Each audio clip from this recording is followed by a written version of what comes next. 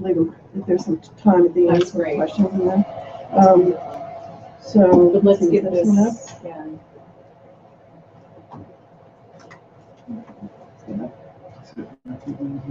And Daughtry has worked on some of the updates that are in the transcriptions. So it's not going up there. You were all transcribing some of the. Yes. Before. No, transcribing the logs. The logs of. On your plate. Yes, I remember the transcription volunteers. The problem is that not all of those have actually been scanned. Oh, they don't plan to have it done until like 2017. Well, there's another plate scanner that we don't know about. Oh. It's sitting at University of Minnesota where I did my PhD. So we could help with that. Okay, they can't see it online either. Yep. What is the red thing for I don't know.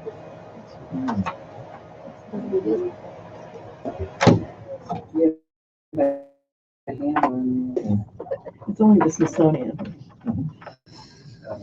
No.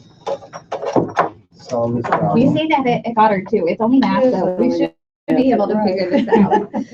Yeah. Well, maybe while we're waiting to set this up, we could just maybe have a discussion about what people are interested in editing today. You could do that. I could actually. Or if you want to start, talking, great. Because I can zoom through these while Rick's. Hello, nice to see you all, and so pleased to see you all carrying on the work here. And as Effie says, we build the first step, and you take it on down the road. And that's been very, very gratifying. That's the whole point of everything that I've been doing here. It's not my individual work, but rather it's getting it all out there so you can go and get them out there, get more women in science up on the web. So for last year's Wikithon, I talked more about the context of this particular collection and the who, what, when, where, and why of how they came to be here and why they are, why the collection looks the way it does. The Smithsonian Archives, thanks to some diligent interns as well as staff, have now digitized all 9,370 images from this just one collection. Of those 9,370 images, only 300 and so where did I go to? Good. Only 340 were of women. So many people have asked, why was the number so small? The number, in fact, relates both to the context of the original collection and other issues. The collection was originally part of what was called the Biographical Morgue at a place called Science Service, a news organization. And they had assembled these reference files between 1921 and the 1960s. And it reflects, the small number reflects both the bias in the culture, or reflects the bias in the culture rather than the bias in the organization. The organization just took whatever someone sent them. And so they cared about women in science. The leaders of that organization in this period were both sensitive to the stats. One of the directors, E. Slauson, he had actually been invited to speak at suffrage rallies. So he was known to be all for women, and so was his successor. And there were many of us there who were women in science, and some of them trained in science. The small number of photographs, it was simply just one more example of how, even as they were making great contributions in science and earning advanced degrees, these women were marginalized in the 20th century. Statistics are only part of the story, though, and this year I'm going to focus more on the content and ask you to look more closely at these images and ask what they can tell us about the representation of women in science. So if a picture is worth 1,000 words, what do pictures tell us about that cultural representation? One photograph I showed last year was that of the Australian plant pathologist Eileen Reid, taken by Washington Conference at Cornell University in 1926. Here are two photographs of Eileen Reid. How different she looks when she's wearing the hat. The standard media approach to imaging female scientists in the 20th century was to portray them as serious, sober, somber creatures. To be a woman was to be a brain. To be a female scientist was to be a female version of the male scientist. Journalists then sought to project an image of seriousness to make women seem like scientists, even if they also mentioned a woman's husband and the fact that she had kids and she cooked and kept house. The exemplar expression of this is Marie Curie, ethereal, almost saintly, pure intellect, but never shown smiling or twinkling. Look on Google image and Google the phrase Marie Curie.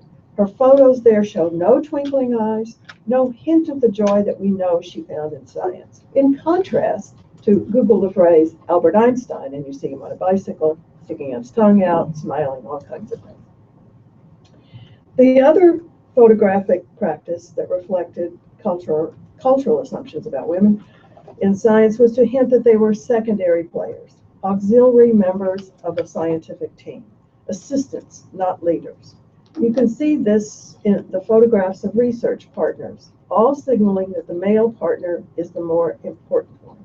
This image from the 1940s was captioned, Dr. F.G. Brickwetter and his wife with the apparatus for making heavy water. And yet Marion Brickwetter had a BS in chemistry and MS in physics, and like her husband Ferdinand, was then on the research staff of the U.S. National Bureau of Standards.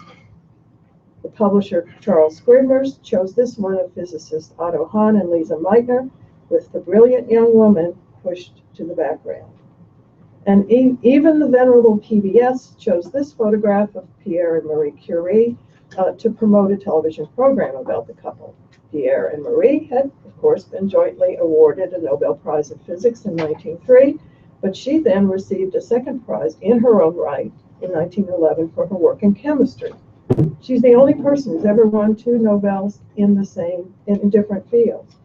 This image, however, implies that she's a demure helpmate, helping Pierre. So what if we figuratively, as well as metaphorically, put the hats back on these accomplished scientists and bring them into the foreground? What if we let them smile and appear stylish? What message might that give?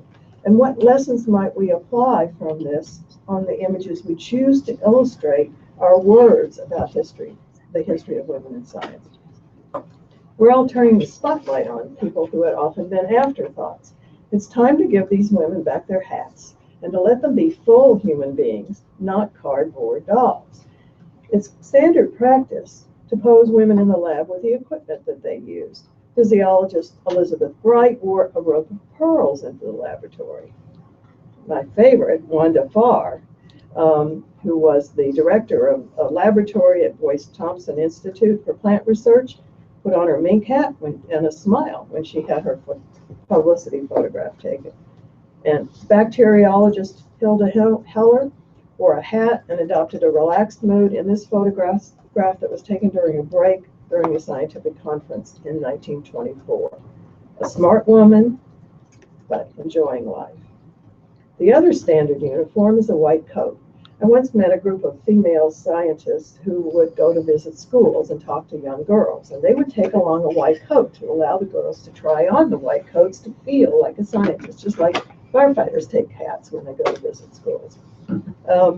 Here are microbiologist Elizabeth Hazen and the chemist Rachel Brown, anatomist Miriam Simpson, biochemist Ruby Hirosa, and 2 different medical researchers taken decades apart, Louise Harrison at Washington University and Anna Pei at Albert Einstein. So when you're choosing your images to illustrate your writings, look a little farther and see if you can pick some photos of women in white coats, if it's appropriate to the field. And let's start letting these women smile. Let's illustrate the joy they found in their work, even as you're celebrating and documenting their accomplishments. This particular image of Mary Blay, who's a mathematician and an engineering professor, has been exceedingly popular. Effie can give you the stats on that. She was a vigorous outdoors woman as well as a super mathematician, but I think people just also appreciate the smile as well as the blackboard. Illustrate the joy they found in their work. Here's Lisa Meitner later in her life. The energy and the joy shine through, recorded in her smiles. So if you'll forgive, the writers among you forgive my double negative. To be a scientist is not incompatible with being a woman, with being a real woman, however she defines that role and however she wishes to dress. So put the hats back on. Thank you, and I'll take some questions if you like. Thank you. And I've also given Effie 5 books, in case you're not a historian and not familiar. There are 5 standard reference books that I would suggest you go to first as your passage down for some of these. I guess I was going to ask a detailed question about the collection, the science. Science magazine. Service? Yeah. Is there more about photographers and dates and times, or is it kind of what? Actually, that's what I'm working on now, on the photography and science. So for my next, now that I've done radio and television and magazines.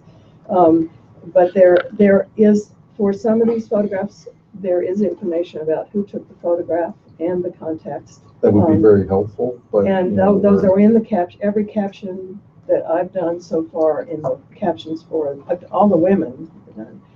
For all of the rest of those 9,000, whenever I can identify a photographer, I've been doing it. Some of these are publicity photographs that were supplied by universities or industry.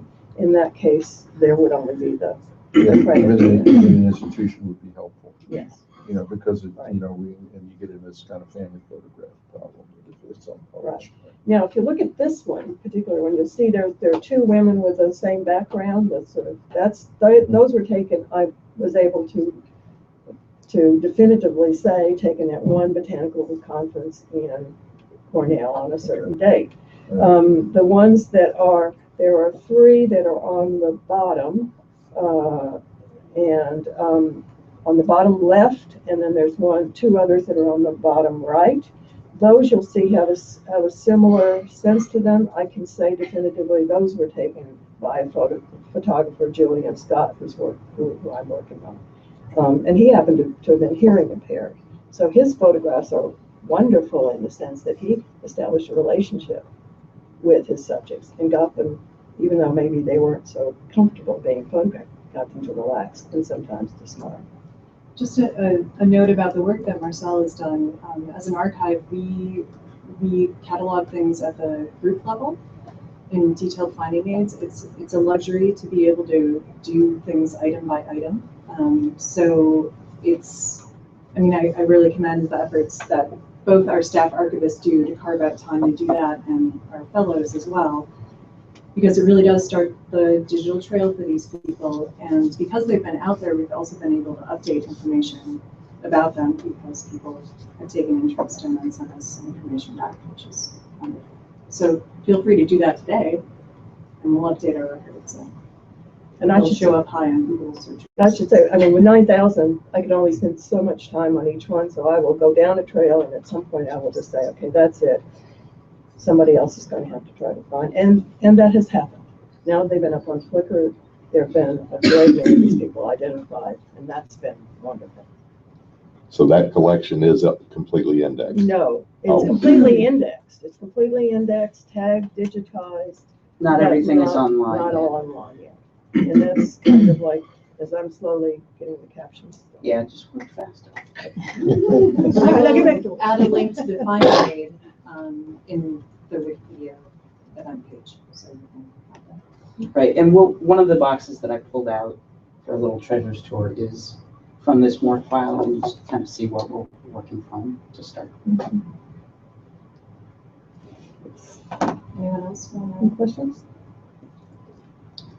And you feel free to send a question through after you see me.